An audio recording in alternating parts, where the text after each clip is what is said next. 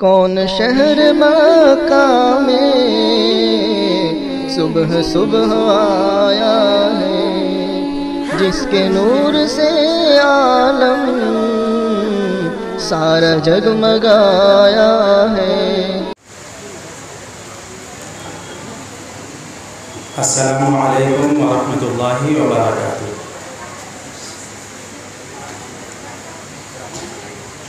الحمدللہ نحمده ونستعینه ونستغفره ونؤمن به ونتوکل علیہ ونعوذ باللہ من شرور انفسنا ومن سیئات اعمالنا، من يهده الله فلا مضل له ومن يضلل فلا هادي له، واشهد ان لا اله الا الله وحده لا شريك له، واشهد ان سيدنا ومولانا محمدا عبده ورسوله۔ اعوذ باللہ من الشیطان الرجیم، انک لعلی خلق عظیم، صدق اللہ العظیم۔ بڑی خوشی محسوس ہو رہی ہے سیرت کے اس پروگرام کو دیکھ کر۔ تأثرات کے بارے میں جو ہے مجھ سے کہا گیا ہے کہ میں کچھ عرض کروں۔ معذرت کے ساتھ میں چاہتا ہوں کہ چند چیزیں ایسی پیش کروں جس سے آئندہ آپ سیرت کا مطالعہ کریں یا سیرت کو بیان کریں تو ایک اچھی ترتیب کے ساتھ، ایک صحیح انداز کے ساتھ آپ اس کو پیش کر سکیں۔ اس لیے بہت کم وقت میں وہی بتا دینا چاہتا ہوں۔ میرے تأثرات سے زیادہ یہ میرا مشورہ شاید آپ کے لیے مفید ہوگا۔ ایک لفظ ہے سیرت اور ایک لفظ ہے سنت۔ ایک ہے سیرت اور ایک ہے سنت۔ حضور صلی اللہ علیہ وسلم پیدا ہوئے، پیدائش سے لے کر موت تک، اور نبوت سے پہلے بھی جو آپ کی زندگی رہی، نبوت کے بعد بھی جو آپ کی زندگی رہی، آپ دکھتے کیسے تھے، اخلاق کیسے تھے، کرتے کیا تھے، یہ سب کچھ ملا کر سیرت ہے۔ یہ سب ملا کر سیرت ہے، مگر یہ سب سنت نہیں ہے۔ یہ سب سنت نہیں ہے۔ سیرت کا ایک حصہ سنت ہے۔ حضور صلی اللہ علیہ وسلم مکہ میں پیدا ہوئے، آپ کی والدہ کا نام فاطمہ تھا، والد کا نام عبداللہ تھا۔ اب یہ سنت نہیں ہے، سیرت تو ہے مگر یہ سنت نہیں ہے کہ میں اپنے بیٹے کا نام محمد رکھوں گا کیونکہ آپ کا نام محمد تھا۔ یہ اس کی وجہ سے سنت نہیں ہے۔ اگر بعد کے زندگی میں آپ نے نبوت کے بعد محمد نام رکھنے کی ترغیب دی ہے تو سنت ہے، بچپن کے واقعے کی وجہ سے یہ سنت نہیں ہے۔ حضور صلی اللہ علیہ وسلم غار حرا میں جا کر آپ اپنا وقت گزارا کرتے تھے۔ نبوت سے پہلے آپ سچائی کی تلاش میں وہاں جو ہے ہفتے ہفتے گزار دیتے تھے، مگر نبوت سے پہلے تو یہ سنت نہیں ہے۔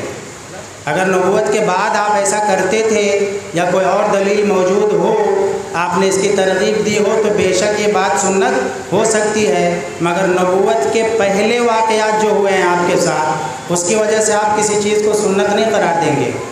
تو سیرت ایک لمبا موضوع ہے۔ سنت نبوت کے بعد جو کچھ بھی آپ نے فرمایا یا جو آپ نے کیا یا آپ کے سامنے جو کیا گیا اور آپ نے اس کو اوکے کیا، یہی سنت ہے۔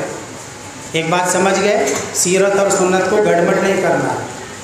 سیرت پورا جو بھی آپ کے حالات واقعات، سنت میں بھی آپ سمجھ لیجئے سنت دو قسم کی سنت۔ ایک وہ سنت ہے جس کو ہم کہتے ہیں کہ فرض، ظہر کے وقت میں 4 رکعت نماز فرض ہے اور اس سے پہلے 4 سنت ہے، اس کے بعد 2 سنت ہے۔ ایک یہ سنت ہم کہتے ہیں، فرض کے مقابلے میں، واجب کے مقابلے میں اس کے جو بعد کا درجہ سنت، ایک وہ سنت ہے۔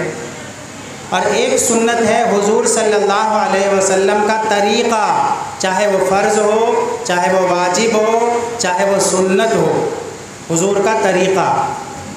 یہ جو سنت ہے، سیرت کے اندر جو ہم سنت کا لفظ بولتے ہیں، حضور صلی اللہ علیہ وسلم کی سنت، اس سے مراد طریقہ رسول، چاہے وہ فرض ہو، چاہے واجب ہو، چاہے وہ سنت ہو، موقدہ ہو یا غیر موقدہ ہو۔ تو سنت ایک جامع لفظ ہے جب سیرت کے ساتھ جوڑ کر بولتے ہیں۔ جب اعمال کی لسٹ بناتے ہیں کہ کون سا عمل کس درجے کا ہے تو اس میں سنت الگ معنی میں ہے، فرض اور واجب کے بعد والا درجہ۔ لہٰذا اس میں بھی کبھی گڑبڑ نہیں کرنا چاہیے۔ داڑھی کو کہتے ہیں حضور صلی اللہ علیہ وسلم کی سنت ہے، یہ دوسری والی سنت سمجھ کر لوگ کہتے ہیں ضروری تو نہیں ہے نا بھائی، یہ پہلی والی سنت ہے جس میں اس کا درجہ واجب کا ہے۔ یہ بات سمجھ میں آ رہی ہے؟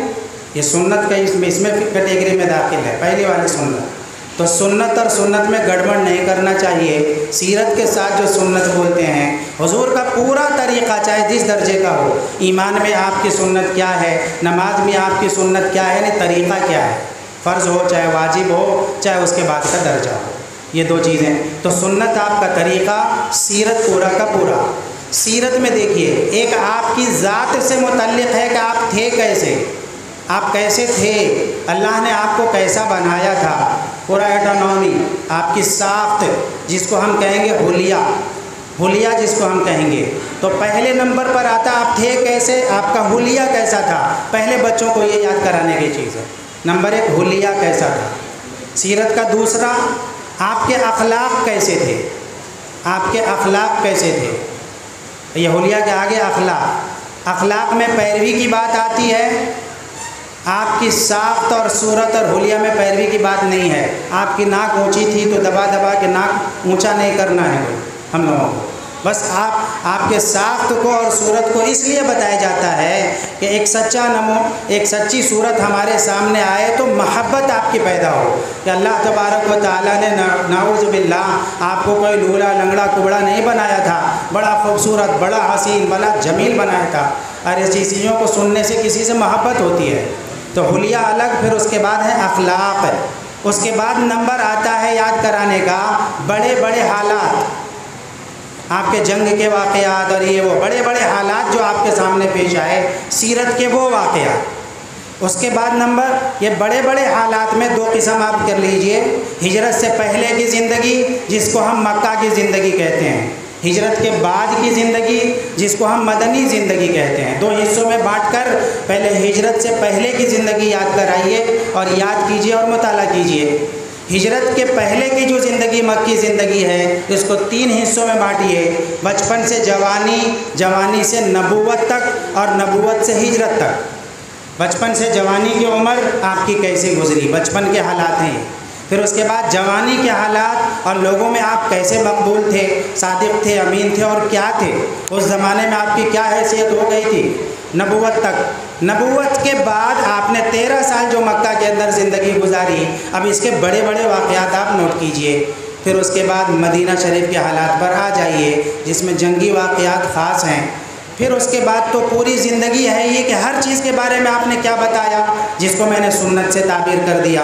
سنت پورا کا پورا دین ہے سنت۔ اب اس میں بڑے بڑے واقعات، چھوٹے چھوٹے واقعات کی فرق نہیں ہے۔ بڑے واقعات سے بھی آپ نتیجہ نکالتے ہیں کہ کیا کرنا ہے، چھوٹے چھوٹے واقعات سے بھی نتیجہ نکالتے ہیں کہ کرنا کیا ہے۔ یہ حضور صلی اللہ علیہ وسلم کی سنت ہے۔